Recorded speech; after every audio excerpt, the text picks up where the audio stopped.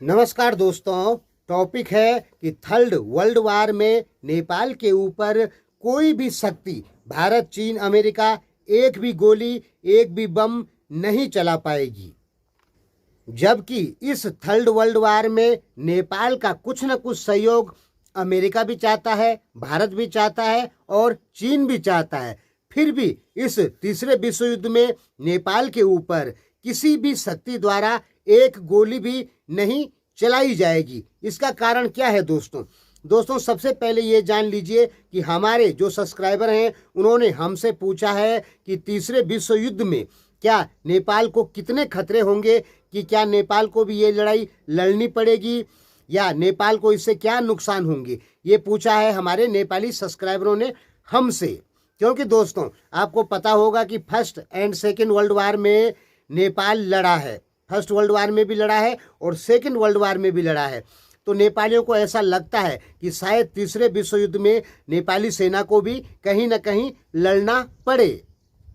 दोस्तों आप तो जान रहे हैं कि इस समय दुनिया में माहौल बहुत गर्म हो चुका है और कभी भी तीसरा विश्व युद्ध भड़क सकता है।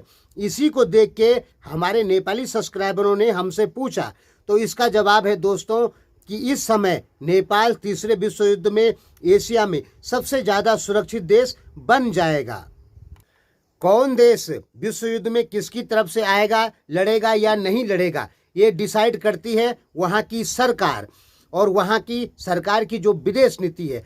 तो नेपाली सरकार की जो इस समय की विदेश नीति है वो पूरी तरीके से गुटनिरपेक्ष बन गई है। क्योंकि नेपाल ने साफ क्लियर कर दिया कि वह किसी भी सैनिक गुट का हिस्सा नहीं बनेगा, यानी ना तो अमेरिकी खेमे में जाएगा, ना भारतीय, ना चाइनीज, किसी भी खेमे में नहीं जाएगा। देखिए देवबा एक प्रकार के बहुत ही ज़्यादा शातिर और चालाक आदमी निकल गए। यदि ओली होते तो शायद नेपाल चाइना की तरफ चले जाता, लेकिन देवबा जो इस समय है उन्होंने इस प्रकार की गुटनिरपेक्ष नीति का पालन किया कि सबसे पैसा भी ले लिया और किसी का सैनिक गुट में शामिल भी नहीं हुए। एग्जाम्पल हम आपको दे रहे हैं।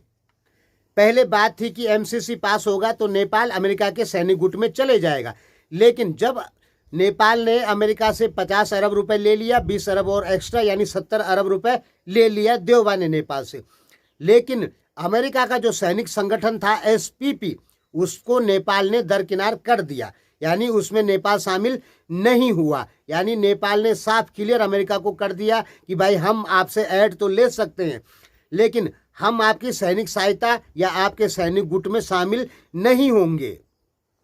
यानी नेपाल ने अमेरिका से पैसा भी ले लिया और उसके सैनिक गुट में भी शामिल नहीं हुआ। अब बात करते हैं भारत की। भारत से इस समय देवबा ने बहुत ज़्यादा संबंध सुधार दिए हैं। बहुत सारी चीज़ें नेपाल के लिए भारत द्वारा की गई है, जैसे नेपाल में खाद का उद्योग लगाना, नेपाल को बौद्ध सर्किट से जोड़ना और बहुत सारी चीज़ें नेपाल द्वारा भारत को निर्यात किया जाना। हालांकि चाय की अभी थोड़ा टेंशन चल रही है। भारत के 41 सांसदों ने बोला कि नेपाली चाय ठीक नहीं है, उसे मत खरीदो, लेकिन दोस्तों वो समस्या का समाधान हो जाएगा, उस पर ज़्यादा नहीं सोचना है, ठीक है। केवल वो सांसद कह रहे, प्रतिबंध अभी नहीं लगा है। तो कहें कि इस समय नेपाल बहुत ज़्यादा निर्यात भारत को कर रहा है, यानी भारत से भी संबंध सुधार दिए। नेपाल ने भारत से इस समय 10 अरब रुपए लिए हैं। कहाँ लिए? जो राप्ती नदी है उसके साइड में तटबंध बांधने के लिए। यानी नेपाल ने भी भारत से संबंध सुधार दिए, यानी भारत के साथ में व्यापार अच्छा कर दिया, भारत को निर्यात भी करने लग गया, भारत से आयात भी बहुत ज़्यादा करने लग गया, भारत से ऐड भी ले लिया, पैसा भी ले लिया। फिर भी साफ क्लियर हो गया कि भारत के किसी भी सैनिक गुट का हिस्सा नेपाल नहीं बनेगा। क्योंकि चीन भारत की जो टेंशन चलती है उस पर नेपाल मौन रहता है, कुछ नहीं कहता है। वो साफ यही दर्शाता है कि नेपाल यहाँ पे गुटनिरपेक्ष नीति का पालन कर रहा है। न वो अमेरिका का साथ देगा, न चीन का और न भारत का। अब बात करते हैं चाइना की। तो दोस्तों आपको पता होगा कि कुछ परियोजनाएं चालू करेगा नेपाल में चाइना, और नेपाल के फॉरेन मिनिस्टर खड़का गए थे चाइना। इस समय 15 अरब रुपए लेके आए हैं, वो वहाँ से लेके आए हैं या कुछ दिन में मिलेंगे, ठीक है। तो 15 अरब रुपए की सहायता नेपाल ने चाइना से भी ले ली, लेकिन वहाँ भी क्लियर कर दिया कि भाई हम वन चाइना पॉलिसी का सपोर्ट तो करते हैं, लेकिन चीन के किसी भी सैनिक गठबंधन का हिस्सा हम नहीं बनेंगे। नेपाल की विदेश नीति किस प्रकार चल रही है कि नेपाल की देवबा सरकार, मौजूदा जो सरकार है, उसने साफ क्लियर कर दिया है कि ना तो वो अमेरिकी सैनिक गठबंधन का हिस्सा बनेगी, न भारत का और न ही चीन का। यानी नेपाल की तरफ से साफ क्लियर हो गया कि भारत, चीन, अमेरिका, रूस, तुम लोग आपस में लड़ो मरो, हमें उससे कोई मतलब नहीं है, हम किसी के पक्ष में नहीं आएंगे। हालांकि नेपाल की पहाड़ी समुदाय की जनता थर्ड वर्ल्ड वार में चीन की तरफ से रहेगी। यानी नेपाल की पहाड़ी समुदाय की जो जनता है वो चीन का खुलकर समर्थन करेगी और अमेरिका और भारत का खुलकर विरोध करेगी। लेकिन नेपाल की जो मौजूदा सरकार है वो किसी भी हाल में किसी भी देश का समर्थन नहीं करेगी। यानी साफ क्लियर हो गया कि नेपाल ने क्लियर कर दिया कि हम चाहे दुनिया के देश आपस में लड़ मर जाएं, पर हम किसी के पक्ष में नहीं हैं। और यही चीज़ है कि नेपाल तीसरे विश्व युद्ध में नहीं जा सकता है। ओली सरकार होती तो फाइनल था कि नेपाल तीसरे विश्व युद्ध में कूद जाता चीन की तरफ से।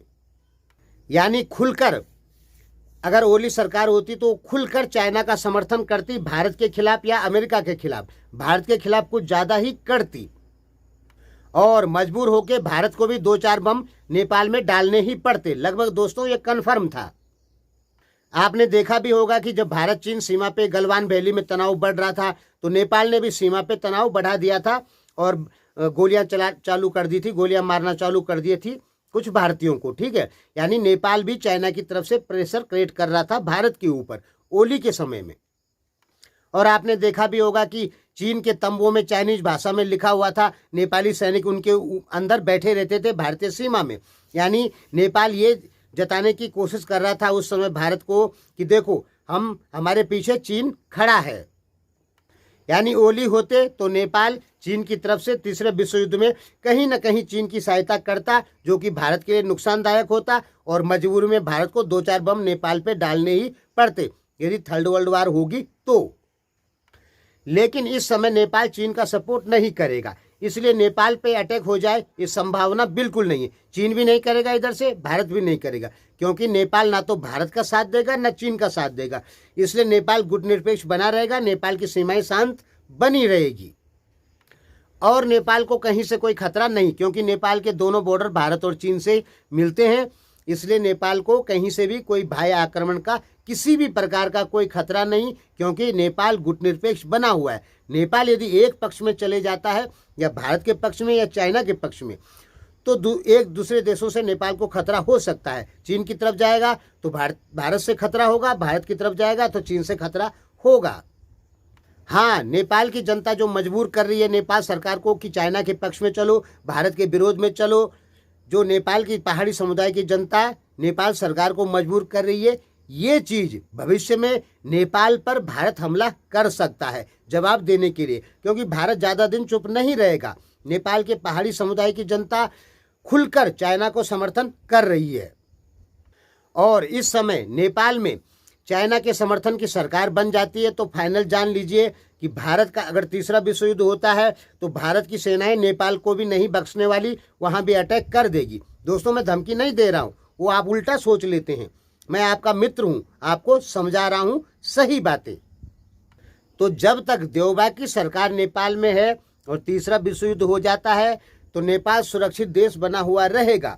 यदि कम्युनिस्टों की सरकार बन जाती है तो नेपाल फिर असुरक्षित देश बन जाएगा, तब उसे भारत से खतरा होगा।